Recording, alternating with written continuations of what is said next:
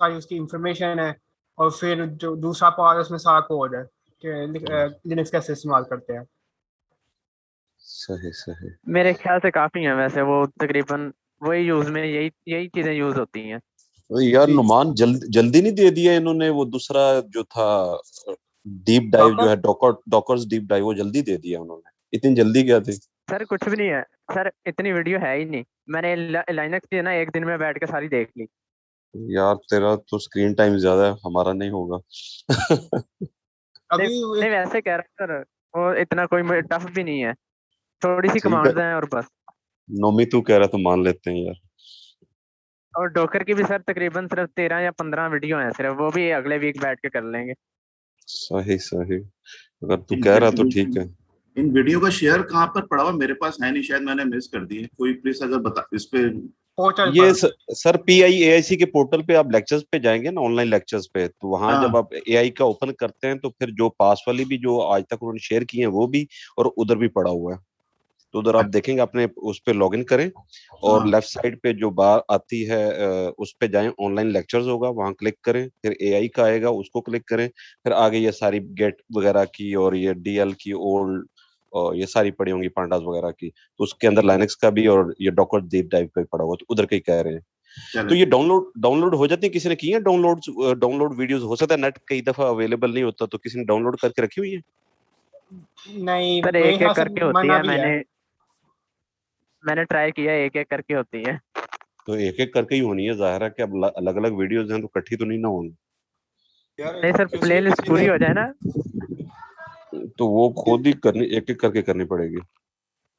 ठीक है। पड़ा है यूट्यूब।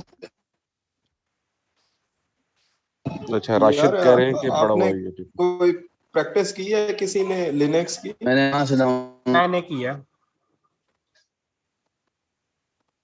आपको इसके लिए यूबंटू करनी पड़ेगी अपने सिस्टम में। यार वो तो मतलब ऑलरेडी विंडो है उसमें इंस्टॉल, तो उसमें उन्होंने कोई डिटेल बताई नहीं कि कैसे आपने प्रैक्टिस करनी है, सिस्टम इंस्टॉलेशन कैसे करनी है। काफी सारा और यूट्यूब पर ट्यूटोरियल वगैरह हैं कि किस तरह डाउनलोड कर सकते हैं। अगर नहीं तो आप किसी दुकान से करवा लें। और दुकान से नहीं खुद मतलब करें यार। क्या यार पेज पे दिया था उन्होंने वो जो मैं इजी है मशवरा देता हूँ भाइयों को। अस्सलाम वालेकुम। जी वालेकुम आप अस्सलाम यासिर। ये जो है ना VMware एक वर्चुअल इन्वायरमेंट है यूबंटो करने के लिए, मैंने वो इंस्टॉल किया है। तो वो इसके लिए Hyper-V जो है ना वो सिस्टम में होना चाहिए। अगर आपका सिस्टम ये सपोर्ट करता है वर्चुअलाइजेशन, तो आप उसमें इंस्टॉल कर सकते हैं। विंडो भी उतर रहेगी और ये एक प्रोग्राम है, उस प्रोग्राम में आपका यूबंटो जो है ना वो इंस्टॉल हो जाएगा। वो इजीली है, वो कोई ये इतना मुश्किल काम। पेज भी था यार जो Q3 का, उसके अंदर उन्होंने एक लिंक दिया हुआ था, बड़ा जबरदस्त था। मैंने भी उसके जरिए ओरेकल का वो वर्चुअल जो है ना बॉक्स इंस्टॉल करके हाँ जी, उसके अंदर यूबंटो की थी। That is quite easy sir, उसको हाँ फॉलो वो करते इजी, जाएं तो होता जाता है। वो इजी है बहुत काम। इसके अलावा आप ना ड्यूल मोड भी कर सकते हो। आप हाँ वो यूबंटो के भी साथ पॉसिबल है स्टार्ट में। हाँ यूबंटो और विंडो दोनों भी हो सकते हैं एक ही सिस्टम पे ना। पॉसिबल। आपको फ्री में दी हुई यार डिटेल्स कैसे करनी है। ये जितनी वालेकुम अस्सलाम सर। पॉसिबिलिटीज है, एक चीज उनको बतानी चाहिए थी बेसिकली। क्या गर्मा वीडियो गर्म बहस चल रही है भाई। सर आप नहीं थे तो हमने कहा कोई ना कोई जिसे कहते हैं कि हाँ कोई ना कोई टॉपिक छेड़ लें। क्विज क्विज कैसा हुआ भाई, हो गया? अभी होना है सर 3-4 को, अच्छा होगा इंशाल्लाह सर, कोई मसला नहीं। अच्छा अच्छा।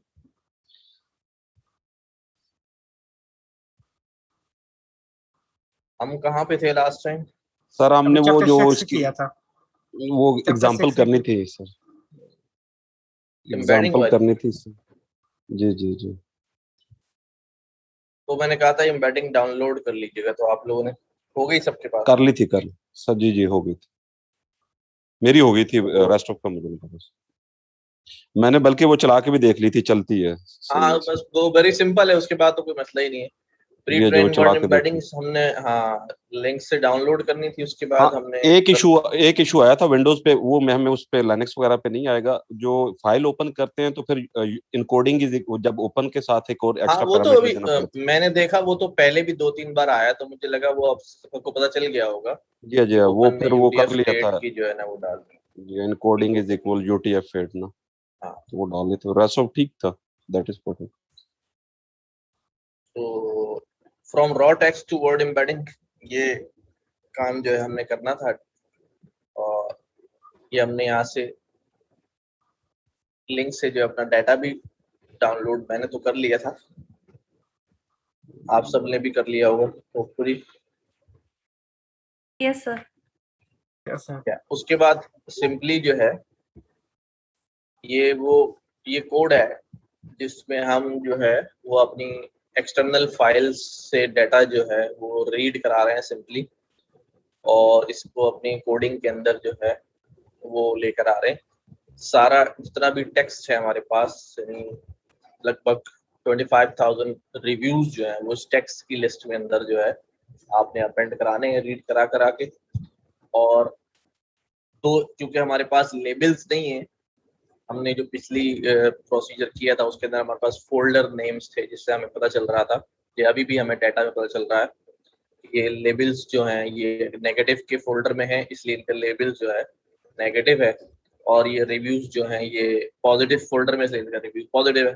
तो लेकिन हमें यहाँ पर जो है लेबल्स जो है वो जनरेट करने, तो उसके लिए जो है रिकॉर्डिंग नहीं हो रही। अच्छा,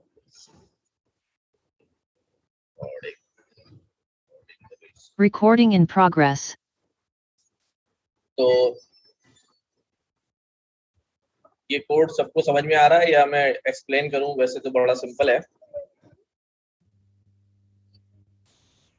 ठीक है सर, वैसे तो अगर कोई किसी और के लिए तो मेरे लिए तो ठीक है। तो मैं सबसे ही पूछ रहा हूँ, इफ एनीवन सेज कि हाँ भाई करा दे, तो फिर मुझे कराना पड़ेगा। करा दें।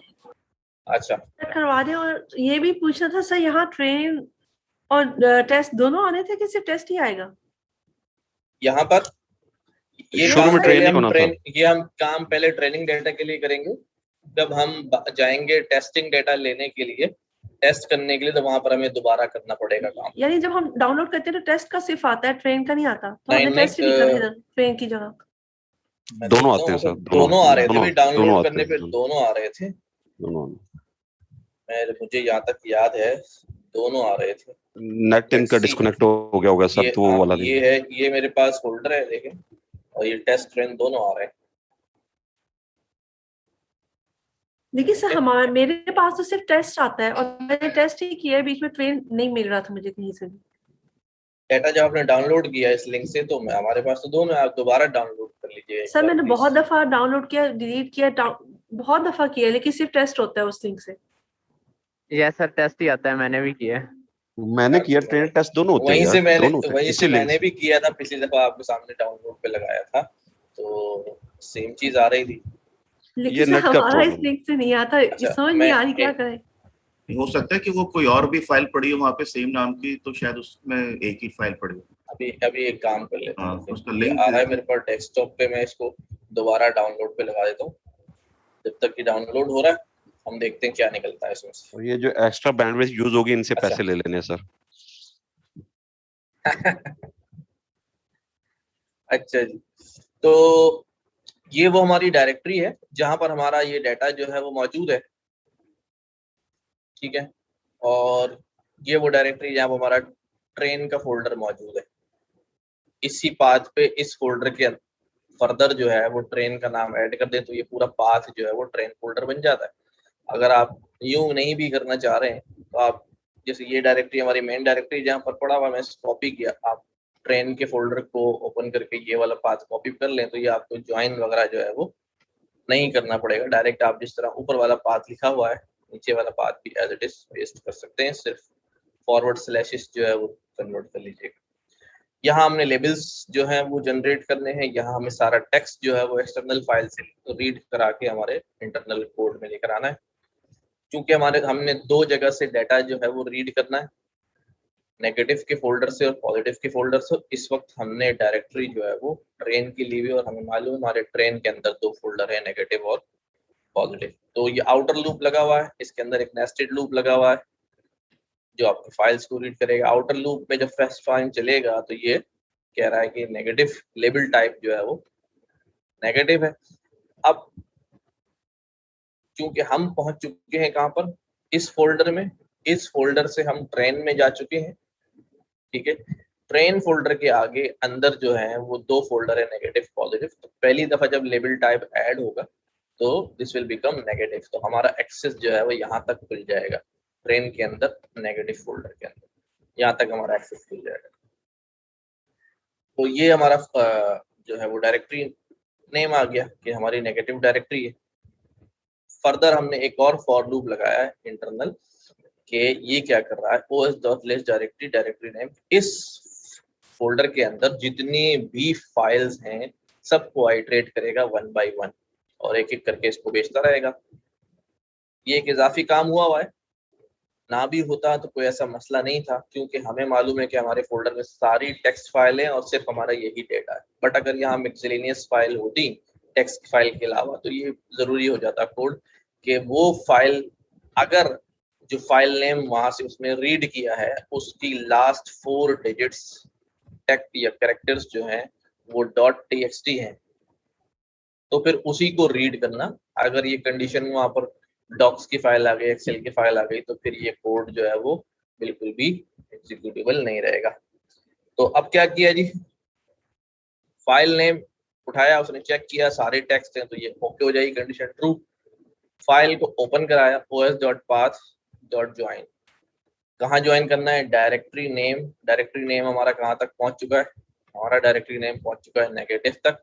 इसके आगे अब ये फाइल नेम जो हमें रीड करना है स्लैश करके आगे हमने ज्वाइन करा रहे हैं, यहाँ पर ये हमने इसके साथ ज्वाइन करा दिया। तो ये पूरा एक पाथ बन गया, यहाँ तक ये फाइल ओपन होगी। यहीं पर आपने जो है वो क्या यूज करना है, इसको हम कह रहे थे कि इस जगह पे आपने इनकोडिंग जो है यूज करनी है UTF-8। अगर किसी को नहीं मालूम तो ओपन के फंक्शन के सिग्नेचर खोलेगा, शिफ्ट टैब दबा के, तो वहां आपको एक पैरामीटर नजर आएगा अंदर UTF इनकोडिंग का। जो इनकोडिंग नन आ रही है, नन की जगह आप जो है वो क्या लिख देंगे, UTF।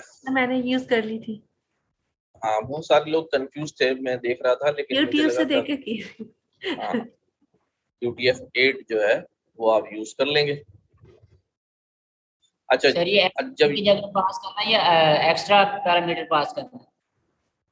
दोबारा बोलिए सर, मैंने कहा UTF-8 आप f नेम की जगह लिखेंगे या एक्स्ट्रा पैरामीटर पास करेंगे? नहीं, मैंने इस f नेम के आगे कॉमा डाल के, ये ओपन फंक्शन का एक पैरामीटर है, ये पूरा एक पैरामीटर हो गया।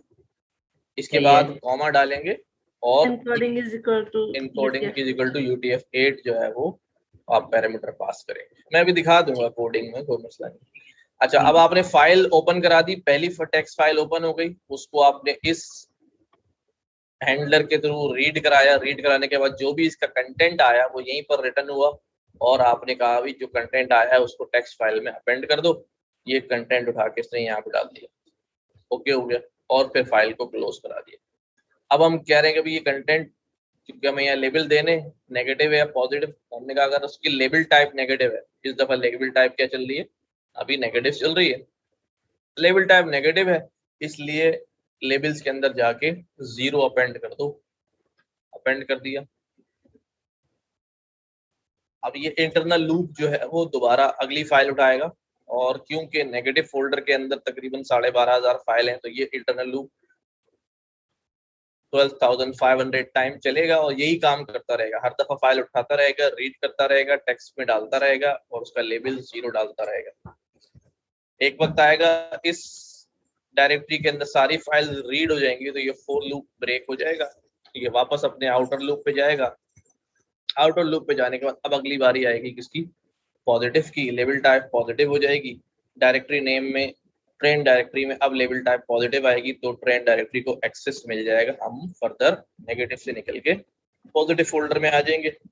पॉजिटिव फोल्डर के बाद ये सारी फाइल्स रीड करेगा 1 by 1, वही काम चेक करेगा, डाटा रीड करेगा और डालता रहेगा। लेकिन इस दफा लेबल टाइप नेगेटिव नहीं है, तो ये लाइन एग्जीक्यूट नहीं होगी, बल्कि एल्स ब्लॉक में जो है वो अब 1 जो है वो अपेंड होगा। तो इस तरह फर्स्ट 12,500 लेबल्स 0 होंगे, देन 12,500 लेबल्स जो है वो 1 होंगे, पॉजिटिव नेगेटिव, और सारा डाटा आपके पास यहाँ पर अवेलेबल हो गया। ये सिंपल सा कोड था जिसमें हमने प्रोसेस किया IMDb रॉ डाटा को जो हम लेकर आए वो अलमारी के ऊपर। ठीक है, क्लियर है सर बात एक हुई क्वेश्चन, सबको? सर यहाँ पे एक क्वेश्चन है सर। सर ये जो लेबल टाइप लिखा हुआ है नेगेटिव मींस के मतलब सर जो हमारे पास टेक्स्ट फाइल है उसी के अंदर ही मेंशन होगा कि वो नेगेटिव है उसका लेबल नहीं नहीं या नहीं नहीं नहीं, मैंने शुरू में कहा, शायद आपने वो सेंटेंस सुना नहीं है आपने, कि हमें प्रीवियसली यहाँ पर कैसे बदलता है डेटा के अंदर।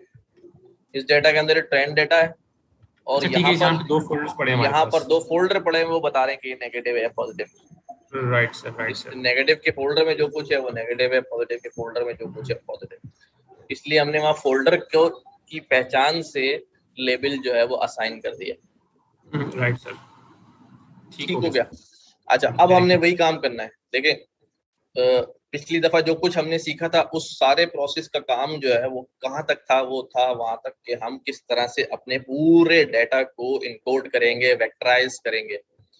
तो वेक्टराइज करने का हमने पूरा प्रोसीजर समझा कि किस तरह हम जो है पहले वेक्टराइज करते थे 1 हॉट इनकोड के थ्रू, डमीज के थ्रू। अब हम जो है या कैटेगोरिकल के थ्रू लेबल्स को करते थे। एम्बेडिंग का पूरा हमने प्रोसेस देखा कि हम किस तरह अपने कंप्लीट डेटा को जो है एम्बेडिंग की लेयर के थ्रू या प्री ट्रेन एम्बेडिंग के थ्रू हम पूरे डेटा को जो है वेक्टराइज कैसे करेंगे। तो अब क्योंकि रॉ डेटा हमारे पास जेन्युइनली टेक्स्ट फॉर्म के अंदर आ गया है, हम अगर इसको खोल के देखें तो आपके पास जो है वो कोई पूरा का पूरा जेन्युइन टेक्स्ट जो यूजर्स ने और कमेंट लिखे होंगे, रिव्यूज लिखे होंगे, एज इट इज रिव्यू जो है वो हमारे पास यहाँ मौजूद। तो अब हमें इसको खुद टोकनाइज करना है, खुद इसको वेक्टराइज करना है। ये सारे काम जो है अब हमने स्टेप बाय स्टेप खुद करने हैं, क्योंकि आमतौर पे कभी भी प्रैक्टिकल एग्जाम्पल जब आप कर रहे होंगे तो you will not find vectorise data in vectorise form until unless कोई जो है वो रख दे वेक्टराइज करके, तो और बात है, लेकिन आपको वेक्टराइज नहीं मिलेगा। तो सिंपली ये आपने पहले भी यूज किया है टोकनाइजर, इंपोर्ट सीक्वेंसेस लगा दी। मैक्सिमम लेंथ ऑफ रिव्यू की मैक्सिमम लेंथ कितनी रिटेन करेगा, 100 वर्ड्स की रिटेन करेगा। इससे बड़े ज्यादा जो वर्ड्स होंगे वो सारे खत्म कर दिए जाएंगे। लिखा हुआ उन्होंने cut off reviews after 100 words. Training sample देखें, ये बड़ा इंपॉर्टेंट है कि यहाँ पर जो ट्रेनिंग सैंपल लिया गया है वो सिर्फ 200 रिव्यूज लिए गए। यानी हमने अभी जो डाटा डाउनलोड किया है वहां पर ट्रेनिंग में हमारे पास 25,000 रिव्यूज हैं। हम उनमें से सिर्फ 200 वर्ड जो है 200 सैंपल्स जो है वो ले रहे हैं। 200 सैंपल क्यों लिए हमने, ज्यादा क्यों नहीं लिए? क्योंकि हम जो है वो प्री ट्रेन एम्बेडिंग इस्तेमाल करेंगे। और जिस तरह हमने प्री ट्रेन कन्वोल्यूशनल नेटवर्क में देखा था कि भाई वो हम क्यों प्री ट्रेन इस्तेमाल कर रहे थे, the reason was shortage of data. यहाँ भी हम आर्टिफिशियली ये अज्यूम कर रहे हैं कि हमारे पास शॉर्ट ऑफ डाटा है, शॉर्ट ऑफ सीक्वेंसेस है, 200 सीक्वेंसेस है, तो हम तरफ जाएंगे। वैसे ये इनफ डाटा है, अगर मैं यहाँ एम्बेडिंग की लेयर लगाऊंगा तो इजीली ट्रेन कर लेगी जी। आप अपना तो वो इजीली जो है वो ट्रेनिंग उस पर हो जाएगी, अच्छी ट्रेनिंग हो जाएगी, ठीक है। लेकिन इन केस अगर आपके पास डाटा कम है तो फिर आप इस वाले प्रोसेस से जो है वो गुजारेंगे अपने डाटा को। वैलिडेशन सैंपल्स 10,000 है, मैक्सिमम वर्ड्स जो है वो 10,000 है, ठीक है। Consider only top 10,000 words in the data set, जो मोस्ट फ्रीक्वेंटली अकरिंग वर्ड्स हैं। उसके बाद टोकनाइजर फिट और सीक्वेंस में कन्वर्ट किया। सर ये उल्टा क्यों हो रहा है? वैसे अमूमन ये नहीं होता कि हम ज्यादा पे जो है ट्रेन करते हैं और कम पे वैलिडेट करते हैं, तो व्हाई दे वैलिडेशन उस वक्त ऐसा होता था कि हमारे पास डाटा जो है, हमारी कोशिश ये होती थी कि हम ट्रेनिंग अच्छी करें, यानी और जब उसको वैलिडेट कर रहे हो तो कुछ सैंपल्स के ऊपर, वो भी इनफ सैंपल होते थे, उसके ऊपर वैलिडेट कर लें, ठीक है। अब हमने, क्योंकि हमारा जो केस है वो क्या है, वो हमारे कम डेटा सैंपल्स का है, तो वैलिडेशन अगर हम ज्यादा डेटा सेट के ऊपर कर रहे हैं तो इससे ट्रेनिंग के ऊपर कोई फर्क नहीं पड़ने वाला, क्योंकि validation is a separate process. ये जो चीज ट्रेन हो चुकी है, अब वो जितनी ट्रेन हुई है वो उतनी ही रहेगी। वैलिडेशन कम डाटा पे कर लें या ज्यादा डाटा पे कर लें, कोई इशू जो है वो उसमें नहीं है, उससे वो ट्रेनिंग पे कोई इफेक्ट जो है वो नहीं डाल रहा है। तो आप अगर यहाँ कम पे वैलिडेशन भी कर लेंगे तो कोई इशू नहीं। अच्छा जी, तो ये आपको रिटर्न कर देगा कि कितने टोकन यूनिक टोकन्स आ गए। लेबल्स को नंपाई एरे में कन्वर्ट कर दिया। जो भी डाटा जो आपका रेडी हुआ है सीक्वेंस को पैडिंग करने के बाद, तो वो आपको बता देगा उसकी शेप क्या है और लेबल्स की शेप क्या है। डाटा की शेप क्या होगी भाई, 200 का हम डाटा ले रहे हैं और मैक्सिमम लेंथ जो है वो कितनी 100 है, तो 200, 100 का जो है वो डाटा आपका बन जाएगा, 200 रॉज एंड 100 कॉलम्स। लेबल्स भी हमारे पास जो है वो अभी इन दिस केस जो है वो ज्यादा होगा, यहाँ पर अभी ज्यादा होगा, यहाँ 25,000 100 होगा और यहाँ पर 25,000 वेक्टराइज्ड डाटा होगा, क्योंकि लेबल जो है वो सिंगल डायमेंशन का है। अब ये जो यहाँ जो हमने काम किया है दैट इज कि हम अपने डाटा को क्या कर रहे हैं, हम अपने डाटा को शफल करने जा रहे हैं। तो शफल करने के लिए पहले हम सारे उस डाटा के इंडेक्सेस देने, तो हमने यहाँ इंडेक्सेस क्रिएट किए। डाटा डॉट शेप जीरो क्या कहती है, टपल का जीरो जो है वो रॉ को शो कर रहा होता है। तो जितनी भी रॉ है उतने इंडेक्सेस जनरेट कर दिए जाए, यानी 0 to 24,990 999 तक ये 25,000 इंडेक्सेस क्रिएट की, उसको शफल कर लिया। शफल करके हमने कहीं सेव नहीं किया है क्योंकि ये इन मेमोरी शफल करता है, ओरिजिनल जो है वो डाटा खुद ही शफल हो जाएगा। अब हमने वो सीक्वेंस जो है वो यहाँ दे दी उसको, जिस तरह शफल हुआ है वो सीक्वेंस हमने यहाँ दे दी और इसने ये डाटा जो है वो इसमें से सिलेक्ट कर लिया। अब हमारा डाटा जो है वो शफल्ड फॉर्म के अंदर जो है उस इंडेक्सेस के मुताबिक आ जाएगा। इस तरह लेबल्स भी हमें वैसे ही चाहिए, सारे हर एक का लेबल्स के साथ पैरेलल चाहिए होता है। तो डाटा और लेबल्स जो है वो दोनों शफल होके आ गए। अगले हमने क्या करना है, स्लाइसिंग करनी है। अभी 25,000 डाटा पे काम हुआ है। अब हमने ट्रेनिंग डाटा निकालना है जिसकी लिमिट हमने सेट की हुई है, कितने 200 है। हमने कहा अभी from start to 200 samples training में डाल दी जाए। इस तरह लेबल्स भी स्टार्ट टू 200 सैंपल्स लेबल्स में डाल दी जाए। वैलिडेशन डाटा में आगे से शुरू किया जाए, 200 से शुरू करके training samples plus validation samples. इसका मतलब ये training sample 10,000, validation sample training samples 200 plus 10,000, तो 10,200 तक जाएगा। ये 200 से शुरू होगा और 10,200 तक जाएगा, यानी पूरे 10,000 जो है उसमें वैलिडेशन आ जाएंगे। सिमिलरली जो है उसके लेबल्स आ जाएंगे। ये आपका डाटा जो है यहाँ तक जो है प्रॉपरली पार्स होके जो है वो आपने स्लाइस कर लिया है, सपोर्ट कर लिया है।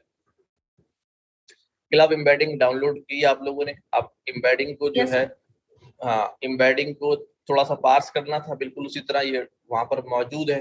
एम्बेडिंग इंडेक्सेस फाइल ओपन कराई ली, लाइन बाय लाइन इसमें 4-5 फाइल्स आ रही होंगी। आपने 6B100 वाली यूज करी फॉर एक लाइन आपने जो है उसकी यूज कराई और इसके वर्ड्स जो है कोएफिशिएंट्स क्रिएट किए और उस फाइल को क्लोज कर दिया। ये एम्बेडिंग इंडेक्सेस जो है वो आपको यहाँ पर मिल जाएंगे। तो ये आपको लेंथ बता रहा है कितने एम्बेडिंग इंडेक्सेस हैं। In the end simply coefficient से एक दफा फिर बताइएगा सर, ये पीछे इसके अंदर क्या है देखिए। फॉर लाइन बाय लाइन आप कर रहे हैं, हर लाइन को आपने स्प्लिट कर लिया, स्पेस के ऊपर लाइन स्प्लिट हो रही है, वो वैल्यूज आ गई।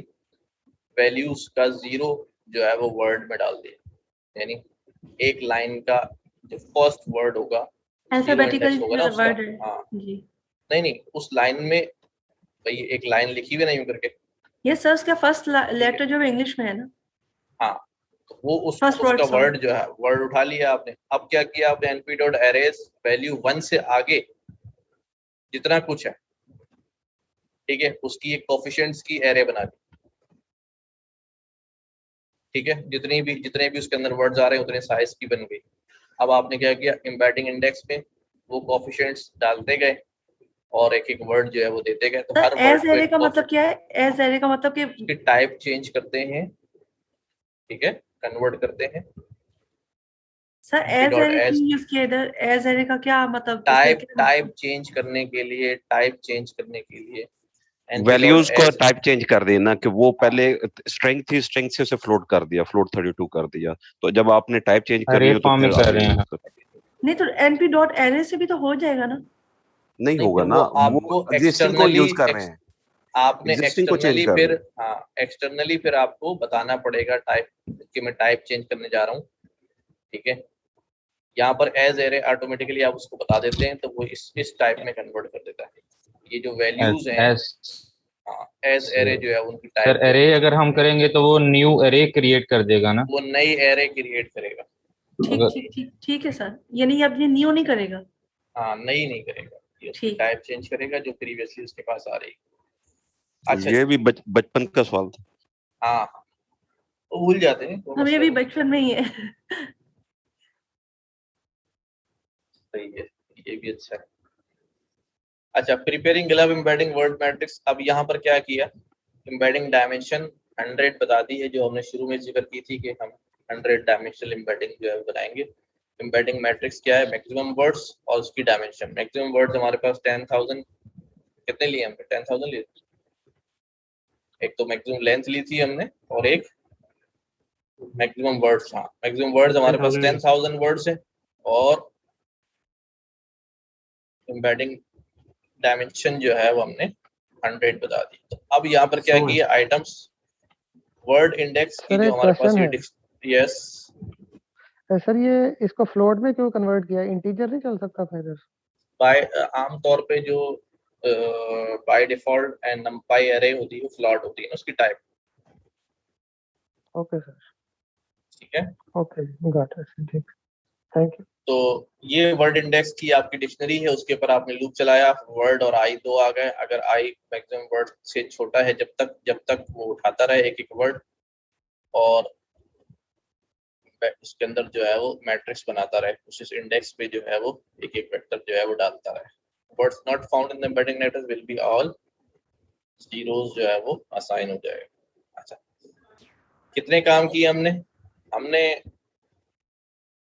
डेटा अपना उठाया, रॉ डाटा उठाया, उसको स्लाइस किया, सारी चीजें करी, एम्बेडिंग उठाई, एम्बेडिंग के आपने जो है वो पार्सिंग की, पार्सिंग करने के बाद आपने उसको मैट्रिक्स में कन्वर्ट किया। आखिरी एक सिंपल काम रह गया, दैट इज मॉडल डेफिनेशन।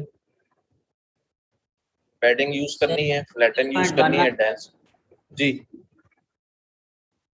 मेरा तो लिस्टिंग 6.11 थोड़े से कंफ्यूज कर रहा है इसको सर, पॉइंट बता ऊपर वाला। क्या कंफ्यूज कर रहा है इसमें मतलब वो मैक्सिमम वर्ड्स आपके आ रहे हैं 10,000, बैटिंग डायमेंशन 100 आ गई, इसलिए जीरोस का एक मैट्रिक्स आगे इसका फॉरवर्ड और आई इसमें आइटम कर दिए। इसमें क्या करना क्या चाह रहा है इसमें? पहले तो जीरोस का मैट्रिक्स एक स्टार्ट में बन गया दूसरी लाइन आपकी, जो वर्ड जो आपने एम्बेडिंग आपने ग्लव की आ रही है आपके पास, ठीक है, जो एम्बेडिंग इंडेक्स आ रहा है, दो चीजें इसके अंदर इस्तेमाल हो रही हैं। देखें, आपने बनानी एम्बेडिंग मैट्रिक्स, ठीक है, यहाँ पर आपने एक एम्प्टी मैट्रिक्स क्रिएट किया उस शेप का, जिस शेप का आपको, जो आपका डेटा के अंदर जितने एलिमेंट्स है उसकी समझ लो कि एक शेल्फ बना लिया। अब उस शेल्फ के अंदर आपने पेस्टिंग करते जाना, एम्प्टी शेल्फ बना लिया ना, कंटेनर बना लिया। जब आपने वर्ड इंडेक्स डॉट आइटम्स किया तो आइटम्स आपको दोनों चीज रिटर्न करता है। क्या क्या रिटर्न करता है? की एंड वैल्यू। की एंड वैल्यू। जो आपने, हाँ, आपने वर्ड इंडेक्स पे यहाँ पर एम्बेडिंग इंडेक्स पे जो वर्ड इंडेक्स होंगे,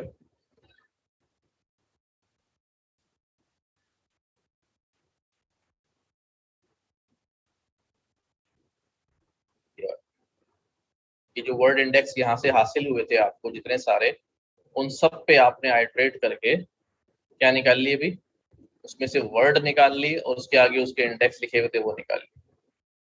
ठीक है, अब हमने कहा कि ये वाला काम जो है उसको करना है, लेकिन उसमें चेक करता जाए कि 10,000 से ज्यादा ना उठाए, तो वहां तो बहुत सारे नंबरिंग जो है, नंबरिंग 10,000 से ज्यादा नहीं उठाएगा, वहां बहुत सारे हैं। तो जब 10,000, क्योंकि जीरो से शुरू करेगा तो 10,000 से छोटे पे 10,000 हो जाएंगे। ठीक है, अब आपने एम्बेडिंग इंडेक्स से क्या उठाया, वर्ड दिया कि एज अ की के तौर पे, ये लास्ट टाइम कर चुके हैं गेट के थ्रू, और उसका इंडेक्स आया वो आपने यहाँ उठा के एम्बेडिंग वेक्टर को दे दिया। ठीक है, if embedding vector is not none, अगर वो नन नहीं है, क्योंकि इसके अंदर तो कुछ ना कुछ आ गया है इसलिए नन नहीं है, ओके बात है। तो ये एम्बेडिंग वेक्टर उठा के मैट्रिक्स के आई पे डाल दो, ये जो एम्प्टी आपने शेल्स बनाया है इसके 0 पे डाल दो। इस तरह वो बारी बारी उठाता रहेगा 0 पे, 1 पे, 2 पे, और आपकी ये पूरी मैट्रिक्स जो है वो रेडी हो जाएगी। बारी बारी वो फिल होती जाएगी जो है। जी हाँ, जी हाँ। ठीक, थैंक यू सर। यानी सर यहाँ भी आपने एम्बेडिंग को पहले वेक्टराइज किया है? किसको?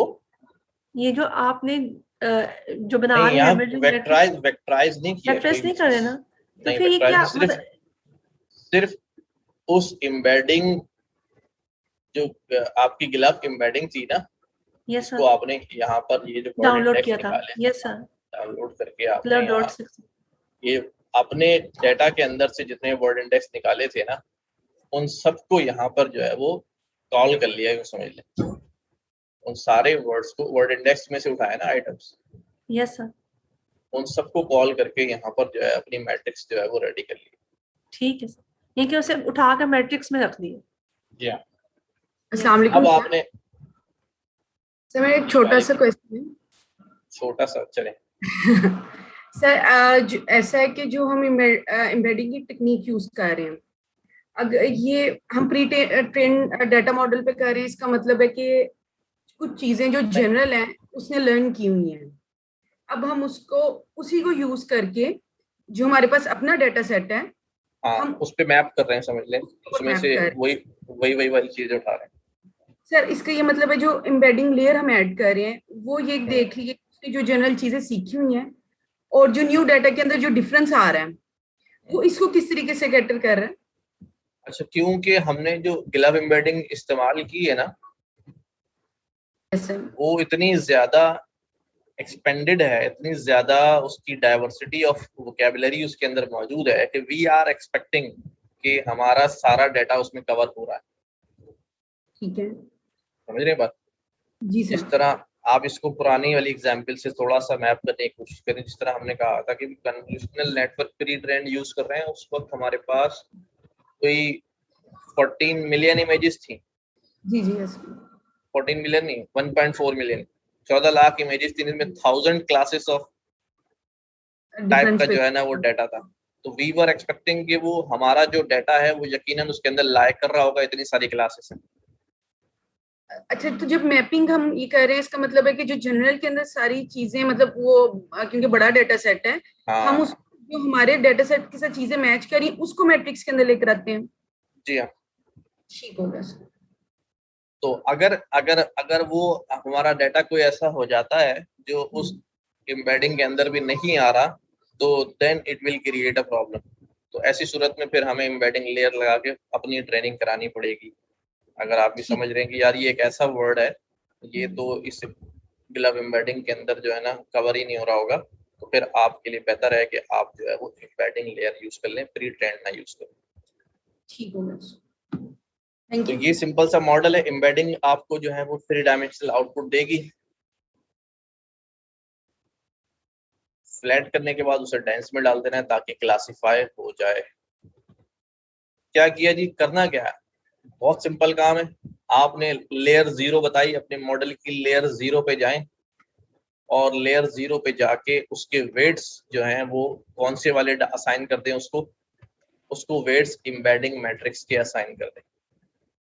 जो एम्बेडिंग मैट्रिक्स आपने यहाँ ट्रेन की है, इसके जो भी वेट्स हैं वो इसको जो है वो क्या कर दिए जाए, असाइन कर दिए जाए, और असाइन करने के बाद इसको शट डाउन कर दिया जाए। अब इसके अंदर कोई चेंजेस ना हो सके, ताकि इसकी ट्रेनिंग जो है वो फिक्स्ड हो जाए ड्यूरिंग मॉडल की जो है ना एग्जीक्यूशन। इसके वेट्स जो हैं, यहाँ तक के वेट जो है वो क्या हो जाए, फिक्स हो जाए, ट्रेंड ना हो। प्री ट्रेंड है, उस पर काम करे बस। इसके बाद क्या है, आपने इन्हें वैलिडेट कर लेना है, कंपाइल करना है, हिस्ट्री बनानी है, वैलिडेशन डेटा देना है, और अपने ग्राफ्स को जो है वो लिख लेना है। बहुत अच्छा रिजल्ट नहीं आ रहा है, उसका रीजन आप लोग में से सब जानते हैं कि we have very very very much short of data. सिर्फ 200 सैंपल्स हैं और सर 72 मेरा 72 तक आता है और इधर इतना कम आ रहा है। आप पढ़ के फूक रहे होंगे उसके ऊपर। ये सर समझ नहीं आई, मेरा क्यों ज्यादा आ रहा है? हो जाता है सिस्टम की प्रोसेसिंग पे भी डिपेंड बाज़ औक़ात जो है हो जाता है। गलत किया होगा सर, गलत किया होगा ये सर YouTube इसका के साथ में गलती होगी है प्रोसेसर शायद, का लेकिन भी मैं है और इसमें मेरा इसके बराबर है। मैंने तो कॉपी इसमें सर पेस्टिंग ये की भी होता है क्या होता है? कॉपी पेस्ट आपने ठीक नहीं किया। सर, ये भी होता है कि सर आप एक दफा करें तो एक्यूरेसी डिफरेंट आ रही होती है, उसको सेकंड टाइम करें तो एक्यूरेसी थोड़ी बहुत चेंज आ रही होती है। नहीं, मेरी एक सेम दफा सेम से भी सेट होता है। वो तक ही रह रही है। उसके अंदर एक प्रॉब्लम ये हो सकता है कि व्हेन यू आर रनिंग, जब आपने मॉडल डॉट फिट चलाया epox 10 हो गए, ठीक है। अगर आप Yes, यहीं sir. पे खड़े होकर दोबारा फिट चला देंगे तो वो epoch नंबर 11 से 20 चलते हैं, आपको पता है ना ये बात? ठीक सर, हाँ, अगर मैं ये इसको नई फिर बात तीसरी बार बताई चला आपने। दूंगा, हाँ, तो ठीक। अगर आपने epoch 0 से दोबारा शुरू करना है तो आपको मॉडल को दोबारा क्या करना पड़ेगा? सारे मॉडल को दोबारा से रन करना पड़ेगा। हाँ, इस वाले सेल को दोबारा इनिशियलाइज करना पड़ेगा ताकि ये आपका ऑब्जेक्ट दोबारा क्रिएट हो जाए और पुरानी सारी ठीक। लर्निंग जो है वो क्या हो जाए, इसकी रिमूव हो जाए, ठीक सर, फिर ये epoch जो है ना वो दोबारा से चलेगा। तो अगर आप ये ऐसा कर रहे हैं तो ऐसी सूरत में आप ये भी नोट किया करें, आपने एक बार चलाया और 60 पे खत्म हो गई, अब जब दोबारा मैं फिट चलाऊंगा ना तो मेरी एक्यूरेसी का जो स्टार्ट होगा वहां तो epoch 1 ही दिखा रहा होगा, लेकिन वो बेसिकली वो 11th epoch होगा और वो स्टार्ट ऑफ एक्यूरेसी जो है वो 60 के बाद से हो रही होगी। ठीक सर, ठीक सर। लेकिन सर मेरी फर्स्ट टाइम पे 72 आई थी। अच्छा, अब उसके बारे में मैं कुछ कह नहीं सकता कि उसका क्या रीजन हो सकता है। यानी कि सर मेरी गलती कोई नहीं होगी ना इंशाल्लाह, क्योंकि मैंने तो देखिए रिजल्ट अच्छा आ जाए तो गलती नहीं होती। Yes, sir. नहीं सर, मैंने वैसे कॉपी पेस्टिंग किया और जो आइडेंटिफिकेशन है, मतलब इंडेंटेशन जो भी कहते हैं मुझे नहीं याद, वो मैंने बिल्कुल वैसे ही किए जैसे बुक में है। हो सकता है वहाँ 200 की जगह आपने 2 के बजाय 2000 सैंपल ले 2000 लिए, डाटा सेलेक्ट होगा। 2000 तो ले सर लिए मैंने हो। लिखा ही कुछ नहीं, मैंने तो सिर्फ कॉपी पेस्टिंग किया नहीं, और मैं यहाँ पास पे कह किया। रहा हूँ, ऐसी मजाक में कह रहा हूँ ये बात, हो सकता है आपने यहाँ पर जो है वो 2000 कर दिया, हो सकता है यहाँ लेंथ बढ़ा के आपने 1000 कर दिया, पॉसिबिलिटीज बता रहा सर हूँ। इसको अगर हम इसको 200 से 2000 करें तो सर फिर हमारा रिजल्ट बेहतर होगा ना सर? वैसे हाँ, बेहतर होगा। तो सर हम मतलब यहाँ पे 200 मीन से आउट ऑफ 10,000 हम सिर्फ 200 को ट्रेन कर रहे हैं सर। हाँ, तो सर हम इसको बढ़ा भी तो हम इसलिए कर रहे थे कि हम प्री ट्रेंड का इस्तेमाल सीख सकें। प्री ट्रेंड इस्तेमाल करते ही तब है जब वहाँ पर बहुत शॉर्ट ऑफ डाटा होता है, तो वो आपको artificially short of data create किया गया कि भाई सारा ना लो। हाँ, लेकिन ये अब आप फर्दर इसको प्रैक्टिस में डाल सकते हैं कि भाई अगर मैं डाटा बढ़ा दूं 200 से 1000 करके चेक करूं, इन्होंने यहाँ लिखा भी है कि आगे आप जो है वो प्रैक्टिस करिएगा इसकी कि भाई ये प्रॉब्लम आया है कि note that you are mileage very may vary because you have so friend. तो यहाँ पे उन्होंने कह दी वो आपकी बात कि आपका माइलेज जो है वो क्या हो सकता है, वेरी हो सकता है because you have so few training samples performing heavily dependent exactly 200 sample you choose and you are choosing them at random. अच्छा, ये भी बात है कि रैंडम बेसिस पे कर रहे हैं। अब जो आपने शफल किया है इतने बड़े डाटा को, उसमें से अगर सिर्फ 200 लाइनें उठा, हो सकता है सारे नेगेटिव आ जाए, हो सकता है सारे पॉजिटिव आ जाएंगे। 200 वेरी सिंपल क्वांटिटी, तो बहुत ही मिनिमम क्वांटिटी है, तो शफलिंग तो रैंडम है ना, तो वो गलत भी हो सकती है, बहुत अच्छी भी हो सकती है, बहुत बुरी भी हो सकती है। माइट बी कि आपकी जो शफलिंग के अंदर डाटा आया है वो बहुत अच्छा शफल है, उसमें 100 सैंपल पॉजिटिव के आ गए, 100 सैंपल नेगेटिव के आ गए, तो वो अच्छी ट्रेनिंग हो गई। Yes. If this poorly works for you, try choosing a different random set of 200 samples. अगर आप दोबारा रैंडम को जो है ना चला के जो है ना वो डाटा दे सकते हैं। तो सर एक क्वेश्चन है सर। यस सर, अगर हमने कोई ऐसा काम करना हो कि जिसको हमने टेस्ट और ट्रेन करना हो, लेकिन सर हमारे पास टेस्टिंग और ट्रेनिंग का डाटा अवेलेबल ना हो, तो सर हम उसको फिर किस तरह करेंगे? फिर उसको डाटा अवेलेबल नहीं हो तो कैसे करेंगे? नहीं, डाटा है, नहीं सर डाटा है, लेकिन हमारे पास टेस्टिंग और ट्रेनिंग नहीं है, मींस के लेबल नहीं है सर उसके। हाँ, तो फिर आपको मैनुअल लेबलिंग करनी पड़ेगी खुद, जैसे इन्होंने की हुई थी अभी, इन्होंने की हुई थी डाटा कलेक्शन और लेबलिंग। इसके लिए भी पूरी कंपनी जो है ना वो कायम है और काम करती हैं और बड़े पैसे लेती हैं। आप इंशाल्लाह अगले क्वार्टर में जब आप जाएंगे तो आप अमेज़न जब AWS पढ़ रहे होंगे तो वहाँ आपको ये चीज सामने आएगी कि भाई ये डाटा लेबलिंग की जितना आप डाटा उस पे ले जाएं AWS पे, और वहाँ पर जो है ना मुख्तलिफ कंपनीज के लिंक आ रहे हैं, अगर आपको अपनी लेबलिंग करवानी है तो वो दे दें उनको, वो आपको करके देंगे, सारी चीज़ें चार्ज करेंगे। या अपनी टीम बनाना चाह रहे हैं तो आप बंदे असाइन कर दें, उनको ईमेल चली जाएगी, डाटा चला जाएगा, हर एक जो है ना लेबल करेगा, वो सबमिट कराएगा और आपका डाटा रेडी हो जाएगा। Right sir. तो ये सब सर जो है इसमें एक क्वेश्चन और कोई ना भी था कोई मेरे तो पास। लेबल करेगा ही ना उसको मैनुअली। बिल्कुल ऐसे सर, फर्स्ट टाइम कोई तो करेगा कोई तो सर। करेगा। इसको कहते हैं डाटा प्री प्रोसेसिंग। तो प्री प्रोसेसिंग आपने करनी होगी या करवानी होगी, जो भी है, तो उससे कर लो। सर नहीं, इसमें डाटा क्वेश्चन एक और। प्री प्रोसेसिंग का जो है ना वो आमतौर पे हम प्री प्रोसेसिंग लेते हैं कि जब हम डाटा अपने मॉडल के हिसाब से डाटा को मॉडिफाई कर रहे हो, डाटा की शेप्स को चेंज कर रहे हो, डाटा रैंगलिंग कर रहे हो, क्लीनिंग कर रहे हो, ये सब प्री प्रोसेसिंग में आता है। ये वाला प्रोसेस जो है डाटा कलेक्शन का प्रोसेस है, कलेक्शन और लेबलिंग का है, ठीक है ना, जिसके अंदर आप एनोटेशंस डाटा कलेक्ट कर रहे हैं, उसके एनोटेशंस लगा रहे हैं। ये सारा प्रोसेस जो है वहां पर आ जाता है, डाटा फीडिंग, डाटा एनोटेशन, एनोटेटिंग करना, और उससे गुजर जाता है। ऑटो इनकोडर्स भी जो है ना एक प्रोसीजर होता है जिसके अंदर आपके लेबल जो है आपका सिस्टम खुद लगाता है, लेकिन वो फिर बहुत ज्यादा एडवांस लेवल पे, शायद Q4 में जो है इसका जिक्र जो है वो आप पढ़ेंगे जहाँ ऑटो सर इसमें एक क्वेश्चन और भी था मेरे पास। जी जी सर Q4 में हमारे पास कौन कौन से सर टास्क होंगे, या उसका जो Amazon का जो कंटेंट होगा वो क्या होगा सर? मींस कि हमने सारा उठा के क्लाउड पे लेके हाँ, ये जितना काम आप मॉडलिंग कर रहे हैं ना, Q4 में जाके आपको एहसास होगा कि यार ये तो हमने पिछले 3 सेमेस्टर गुजारे, ये सब तो पागलपन में गुजार दिए। सही सर, ये पढ़ने ही नहीं चाहिए था हमें, क्योंकि जैसे जैसे जो है ना चीजें एडवांस होती जा रही हैं, ऑटो होती जा रही हैं, वहां पर जो है ना वो आप सिर्फ अपना डाटा अपलोड करेंगे और AWS की सर्विस आपको खुद बता देगी आपका डाटा किस बारे में है और उसके लिए कौन सा मॉडल बेस्ट है। सिर्फ आप मॉडल सिलेक्ट करें, वो खुद ही ट्रेनिंग करेगा, खुद ही वैलिडेशन करेगा, आपको रिजल्ट दे देगा। सर Q4 वाला पहले पढ़ लेते हैं फिर। लेकिन मसला यही ना, पहली क्लास में बच्चे को मजमून लिखना नहीं सिखा सकते ना, जब तक उसको ABCD ना आती उसे वो प्रोसेस, हाँ, जब तक उसको क्लाउड में ABCD ना जाएगा आती तो डाटा सिक्योरिटी का क्या उसमें होगा? क्लाउड में जाकर सर डाटा सिक्योरिटी का क्या उसमें होगा, अगर हम सब कुछ उधर भेज रहे हैं और वही सब कुछ अच्छा, बता रहा है? उसकी जिम्मेदारी जो है वो AWS ने ली हुई है कि उसके पास उनकी बकेट्स में, स्टोरेज में आप जो भी डाटा छोड़ते हैं वो कोई इंक्रिप्टेड होता है और उस तरह की सारी चीजें होती हैं।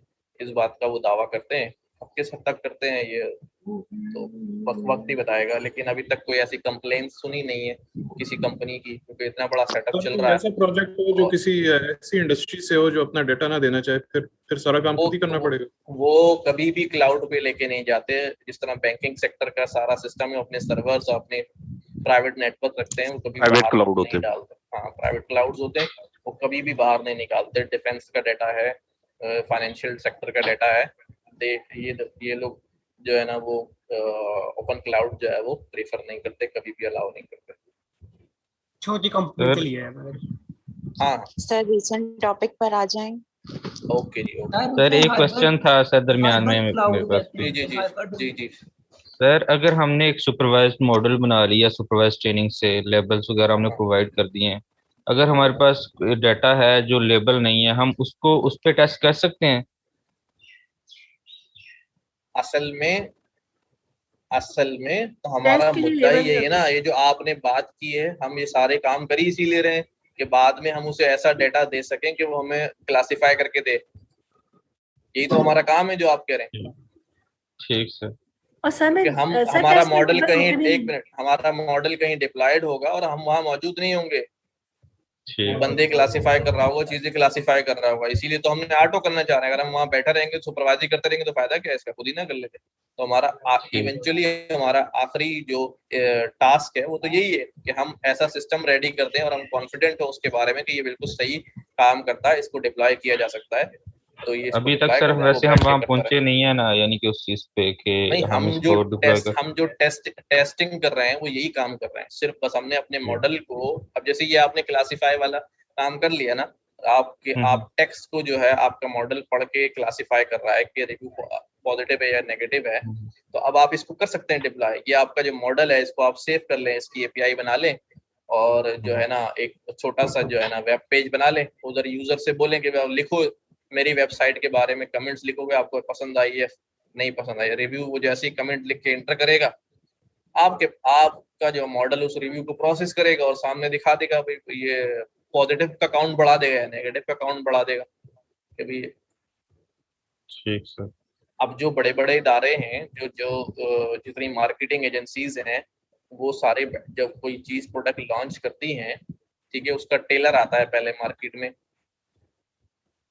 टेलर के बाद लोग उस पर रिव्यू दे रहे होते हैं, जिससे उन्हें पता चल रहा होता है कि उनकी प्रोडक्ट की मार्केट में वर्थ कितनी है। तो वो जो हजारों मिलियंस ऑफ रिव्यूज आ रहे होते हैं, वो कोई बंदे थोड़ी बैठ के वहाँ क्लासिफाई कर रहे हैं कि भाई ये बंदे ने पॉजिटिव लिखा है तो चलो इतने पॉजिटिव हो गए, नहीं, वो सब सिस्टम ऐसे ही बना हुआ है कि वो सिस्टम क्लासिफाई करता जाता है। इवेंचुअली पता चल जाता है कि यार वो 1 लाख रिव्यू है, 10,000 पॉजिटिव है, 90,000 नेगेटिव है, प्रोडक्ट चलानी है बंद करनी है, ठीक है ना। यस सर, समझ आ गया। इस तरह चलता है। सर हम ये जो कोर्स कर रहे हैं, अगर हम जॉब पर्सपेक्टिव से देखें तो मतलब बेस्ट कौन सा डेजिग्नेशन है जो इस कोर्स की जॉब के लिहाज से फिट आता है? अच्छा, इसके अंदर जो है अभी मार्केट के अंदर जो है ना ज्यादातर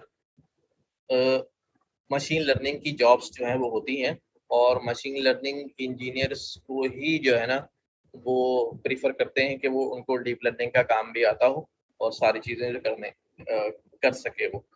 तो मशीन लर्निंग इंजीनियर्स की जॉब्स जो है वो आ रही हैं। अब ये जो मसला हमारे यहाँ ये है कि कोई भी इदारा जो है ना वो जब जॉब की पोस्ट डालता है ना, वो बंदा तो मांगता नहीं, वो जिन का बच्चा मांगते हैं, ठीक है, जिससे जो है ना डेवलपमेंट का काम भी आता हो, फ्रंट एंड भी आता हो, मशीन लर्निंग भी आती हो, डेटा साइंस भी आता हो, स्टैटिस्टिक्स भी आता हो, और ये भी आता हो, सब कुछ मांग लेते हैं। सर अभी स्टार्ट है, इस वजह से जिनका बच्चा मांग रही है, आहिस्ता आहिस्ता सब बाकी भी मांगेंगे। हाँ, ऐसा ही मसला होता है। लेकिन ये है कि आप जो है ना अपनी कोई एक साइड जो है वो स्ट्रॉन्ग रखें, या अपनी जो है ना डाटा साइंस की साइड को स्ट्रॉन्ग रखें, जो आपकी डाटा क्लीन